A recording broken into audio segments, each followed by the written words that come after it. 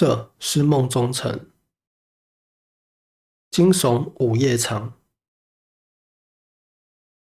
第13章造孽。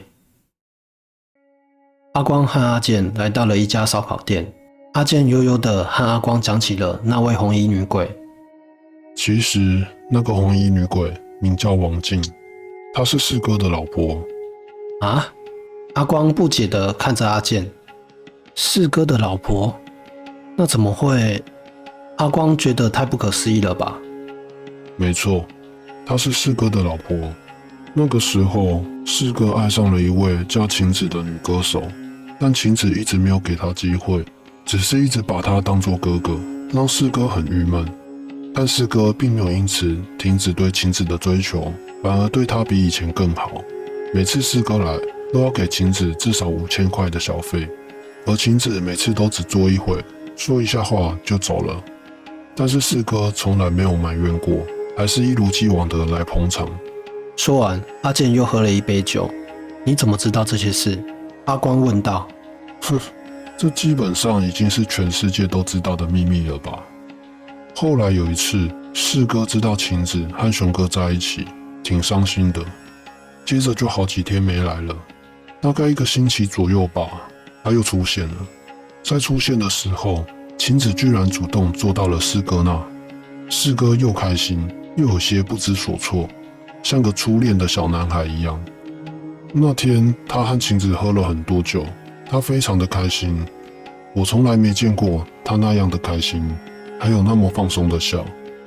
快结束的时候，不知道为什么晴子哭了，哭得很委屈很伤心，好像是说熊哥有了别的女人，不要他了，他后悔死了，后悔当初瞎了眼之类的。这对四哥来说是非常好的机会，于是他就劝晴子。晴子当时很感动，又趴在四哥的怀里，正好被熊哥看见了。我当时看熊哥的脸色大变，什么都没说的就走了。我当时下班就直接离开了。结果第2天晴子就消失了，都没和任何人说，甚至连薪水也没领。而且不只是晴子消失了，就连四哥也再也没来过了。熊哥和罗子既然都没关心是怎么回事，我就也没多问了。过了几天，有一个35岁左右的女人来到了酒吧，她一个人坐在离 DJ 台最近的沙发上。虽然岁月在她脸上留下了痕迹，但仍然可以看得出来，她依然是很迷人的那种女人。我记得她第一次来就是穿那件红色的短旗袍。说到这里，阿健的脸上闪过一丝不易察觉的笑容，那是种幸福的笑容。那后来呢？阿光继续问。阿健又喝了杯酒，然后又擦了擦嘴，继续说道：后来他天天都来，每次都是一个人，每次都待到我们下班他才走。起初我也不知道她是四哥的女人，谁都不知道。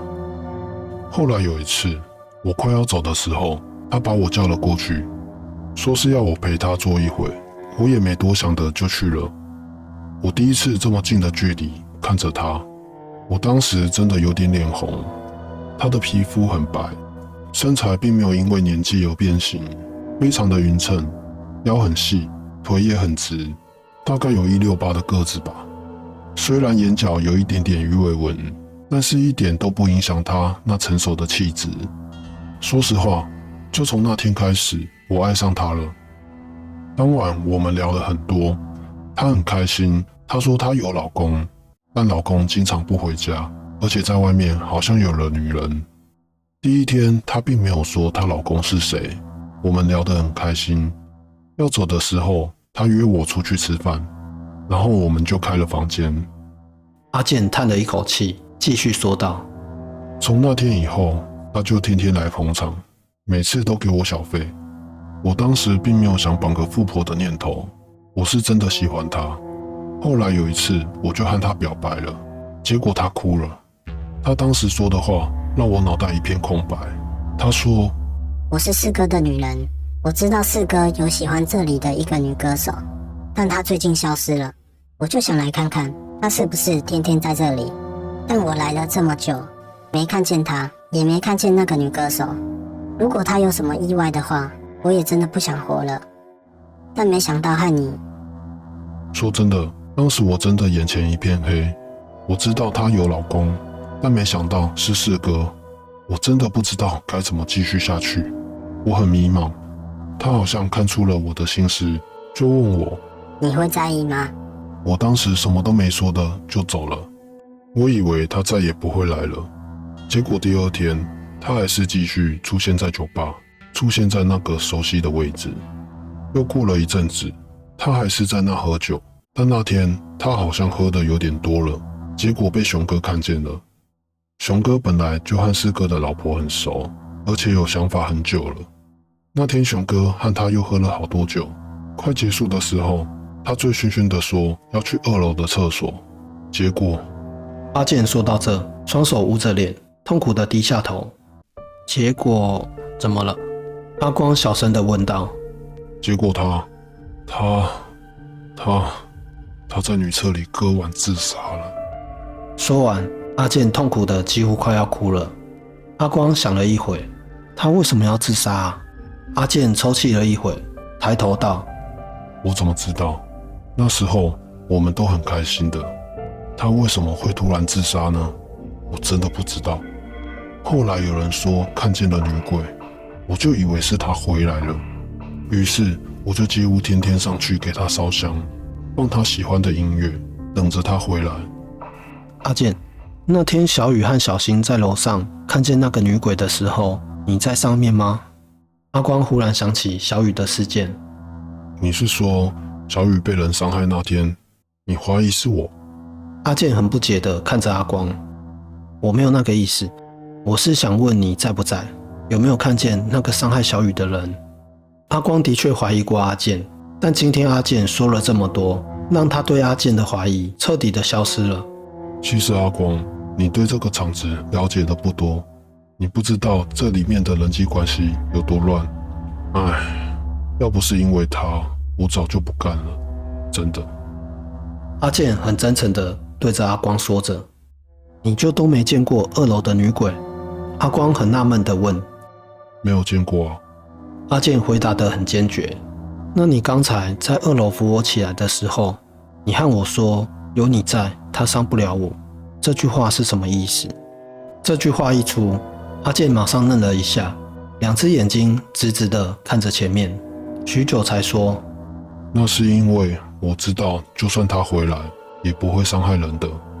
他的反应让阿光立刻对他产生了怀疑。不对，他绝对知道那个红衣女鬼的真相。就算他不曾想过要害小雨，但有可能是阴错阳差，也许他那天就在厕所里，也说不定。吃完饭，阿光回到宿舍，他把最近收集到的线索又重新整理了一遍。晴子的消失和四哥的消失可能有一定的关系。那天熊哥肯定对晴子说了什么或做了什么。如果晴子是被熊哥害死的话，那四哥呢？凭他的社会地位和人际关系，不可能也被熊哥弄死吧？现在只要弄清楚到底熊哥和罗子对晴子说了什么或做了什么，就能真相大白了。还有那个叫王静的红衣女鬼，阿健说的所有事情可能都是真的，但他说他没见过红衣女鬼，一定是在撒谎或是想隐瞒什么。如果没见过的话，为什么他要留下来？他说过，如果不是因为他，早就不干了。但现在看来，他留下来好像有其他的目的。难道就是为了等他回来？不可能吧？要不请王队长查一下。对了，如果有死人的话，警局那边肯定有记录的。想到这，阿光像是充了电似的，就给王队长打电话。但是看看时间，好像有点不太合适。唉，明天早点起来再打吧。相信王队应该可以帮上忙的，毕竟这和晴子还有小雨的事件有关。阿光才刚闭上眼睛，啊！一声撕心裂肺的惨叫声从小英的房间里传了出来。阿光马上披上衣服跑了出去，跑到门口用力的敲门，边敲边喊道：小英，小英怎么了？开门！这时骡子也跑了过来，2个人一起踹门，踹了几下，门开了。眼前的一幕让他们目瞪口呆。小新斜躺在床上，口吐白沫，翻着白眼，浑身抽搐着。小凡和小雨哆嗦地躲在角落。小英躺在小新床边的地上。快打电话叫救护车！罗子喊着。阿光着急地拿起电话拨打。这时，小英醒了过来，看着眼前的景色，先是吓了一大跳，然后瞪着惊恐的眼睛看着大家。这怎么回事？小新他……小英颤抖着说着。阿光赶紧扶起小英，轻轻地问：“刚才怎么了？”我不知道，我才刚进房间，就好像什么都不记得了。小英用力地撕扯自己的头发。阿光惊恐地看着罗子，罗子的表情也非常的难看，他们都心有灵犀，难道是晴子？